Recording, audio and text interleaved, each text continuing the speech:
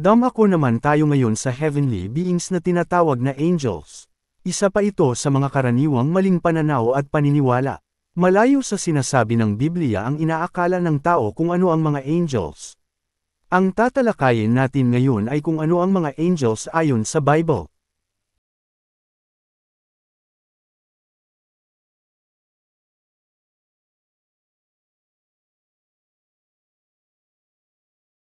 Una, ang angels ay walang pakpak. Ang mga karaniwang tinutukoy natin na angels ay mga anyong tao. Hindi na anyong tao yan kung may pakpak. Sila ay mga heavenly beings na nagpakita sa tao na parang ordinary na tao. Kaya ang mga tinatawag na angels sa Bible ay mukhang tao, at hindi mukhang taong ibon o ibon. Yun ang dahilan kung bakit tayo ay pinapayuhan sa Bible na maging mabuti sa mga dayuhan kasi baka mga anghel sila na ating tinutulungan pero hindi natin alam. Kaya totoo po ang mga anghel, at kahalubilo natin sila na parang normal na tao. Gaya ng mga dumalaw kina Abraham, Lot at iba pa. Kung minsan din ay siya Elohim mismo ay nagaanyong tao. Ang tawag ng mga Christians dyan ay theophany. Yung mga heavenly beings na may pakpak ay iba po yun at hindi tinatawag na angels.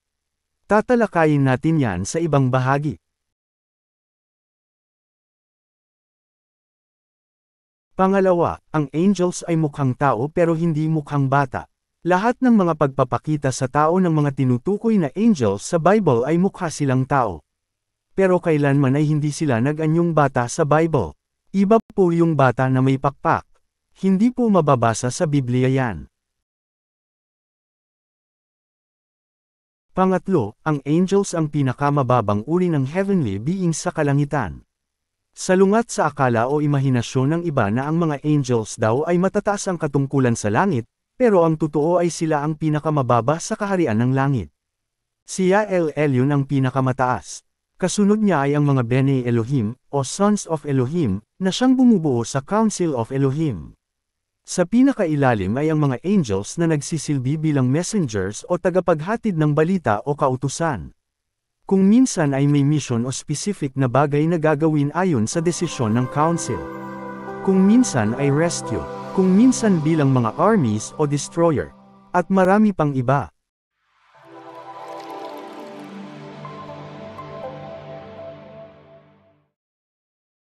Ang totoo ay ang mga magtatagumpay na tao sa Messiah, ay kasama na maghahatol sa mga angel sa araw ng paghuhukom, ayon sa Bible, kaya mas mataas na uri tayo at mas mababa sila.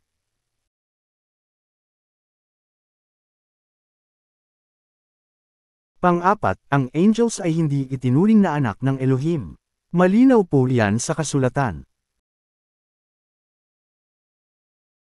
Pansamantala natin hiramin ang kasulatan para sa mga Hebrews, kuno.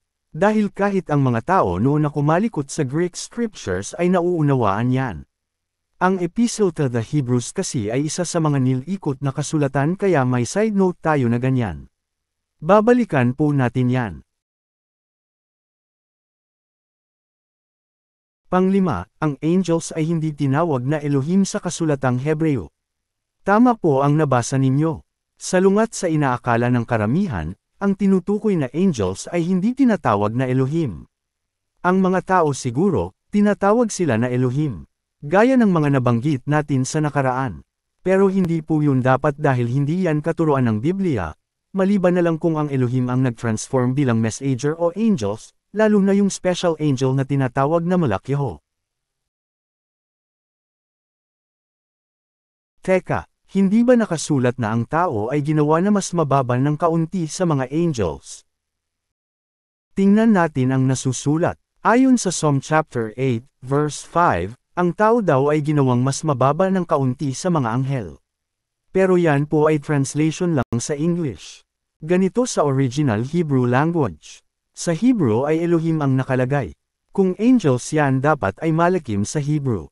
Ang ibig sabihin dyan ay ginawang mas mababa ng kaunti ang mga tao, ang Enosh na Adam, sa mga Elohim. Malinaw na ang mga Elohim ang tinutukoy dito. Isang halimbawa na naman yan ng maling pagsingit ng Greek word na angelos, o angel, bilang salin sa mga Hebrew words na may iba naman na kahulugan o tinutukoy. Tinatawag nila na angels ang mga beings na hindi naman angels. Kaya hindi lahat ng angels na nababasa ninyo sa Bible ay angels o malakim talaga. Balikan natin ang Hebrews para malaman natin kung saan nila ibinatay ang kanilang isinulat. Ito po ay direct quotation sa Psalms chapter 2, verse 7. Sino itong tinutukoy dito? Sino ang nagsalita na tinawag siyang anak ni Elohim? Medyo lawakan natin ang mga verses at Tagalogan natin para mas maunawaan. Siyang nauupo sa kalangitan ay tatawa, ilalagay sila ng Panginoon sa kakutsaan. Kung magkagayoy magsasalita siya sa kanila sa kanyang puot, at babagabagan sila sa kanyang malabis na sama ng loob. Gayon may inilagay ko ang aking hari sa aking banal na bundok ng Sion. Aking sasaysayan ng tungkol sa pasya, sinabi ng Panginoon sa akin, ikaw ay aking anak, sa araw na ito ay ipinanganak kita. Humingi ka sa akin, at ibibigay ko sa iyo ang mga bansa na iyong pinakamana, at ang mga pinakadulong bahagi ng lupa ay iyong pinakaari. Sila iyong babaliin ng isang pamalong bakal, iyong dudurugin sila na parang isang sisidlan ng magpapalyok. Siguradong may mga naglalaro na sa isipan ninyo pagkatapos na basahin yan.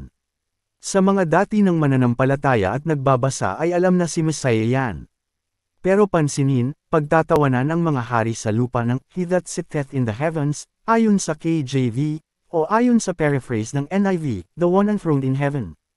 Isa na naman patunay ito ng trono sa kalangitan. Sa verse 7 naman ay nakasaad na, I will declare the decree. Kung naalala ninyo sa mga natalakay na natin na may Council of Elohim na gumagawa ng decree para sa mga pasya niya.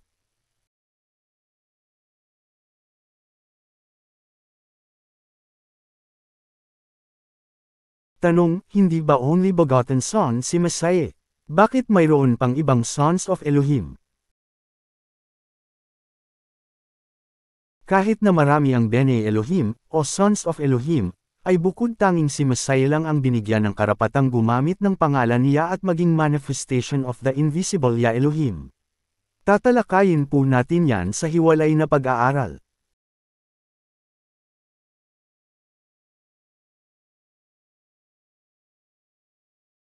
Isa pa, ang mga angels ay hindi mga rulers.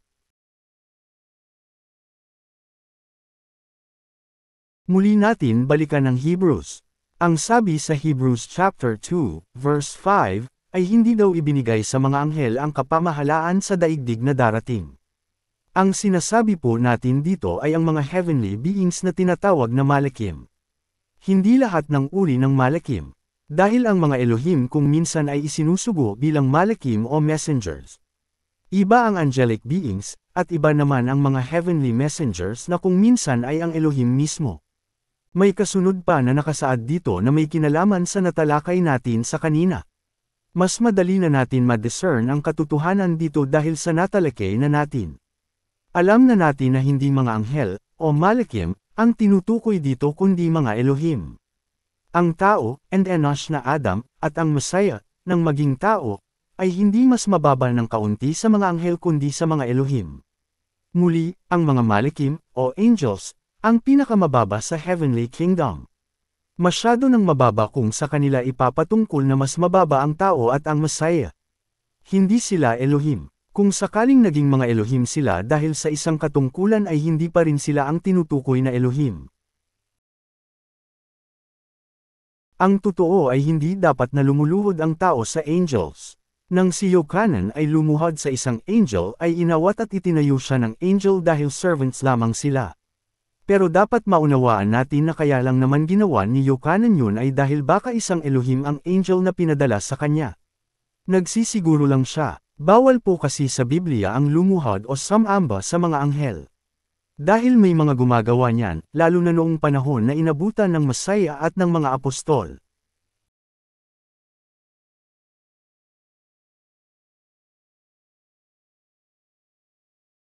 Ano ba talaga ang mga angels?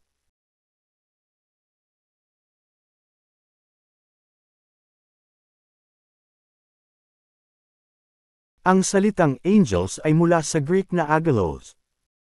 Ito ay Greek translation ng original language sa Hebrew na malakim. Malinaw na sa Hebrew at Greek words na ginamit sa kasulatan ay iisa lang ang kahulugan.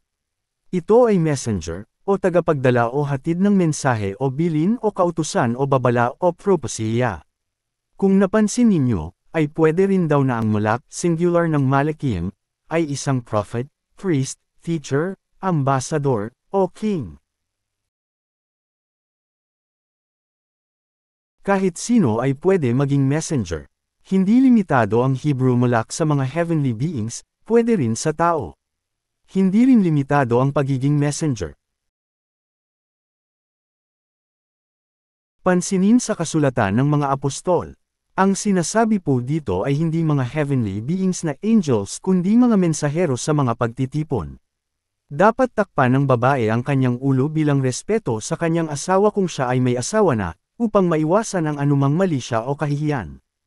Kung wala naman asawa ay para din sa mga mensahero na huwag maituon ang pansin sa kagandahan ng babae sa kalagitnaan ng sermon. Ganun lang po kasimple yun mga kapatid. Ganun po kasimple ang mga angels. Sila ay mga mensahero, maaaring tao, maaaring Elohim. Pero ang pinag-uusapan natin dito ay mga heavenly angels, na tinatawag na malakim. Malawak po na pag-aaral ang tungkol sa angelology, o study of angels. Kung loloobin pa niya Elohim ay tatalakayin natin yan sa abot ng makakaya sa pagpapatuloy ng pag-aaral na ito.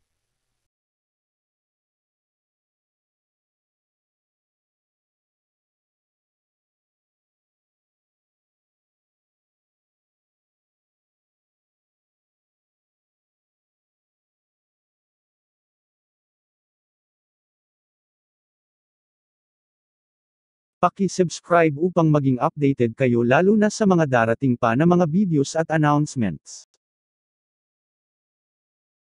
Kung inyo pong mamarapatin, ay bukod po sa pag-subscribe, ay paki-like po ang aming video kung inyong nagustuhan, at paki-suyo na rin po na e-share at huwag kalimutan na pindutin ang notification bell. Kung kayo po ay may katanungan po na, at anumang concern ay paki-comment po sa ibaba.